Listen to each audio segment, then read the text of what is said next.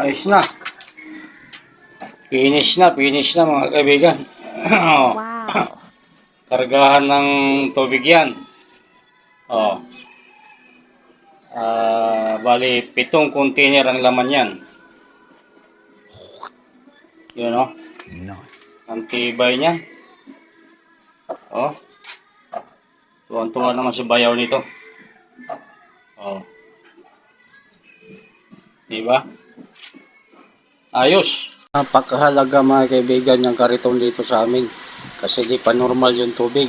Hindi pa naman talaga tag-ulan ng tuloy-tuloy. Kaya di pa nagbalik yung dati yung supply ng tubig na tuloy-tuloy ang tagas. Kaya kailangan talaga mga lodi ng makargahan. Kaya ito na, gumawa ako mula kahapon pa. Ito tapos na mga kaibigan, pintura na lang to. At hindi lang sasakyan mga kaibigan ang ginagawa ko. Pati kariton, pinatulan ko ng mga kaibigan. Ay kailangan eh. Walang igiban yung bayaw ko.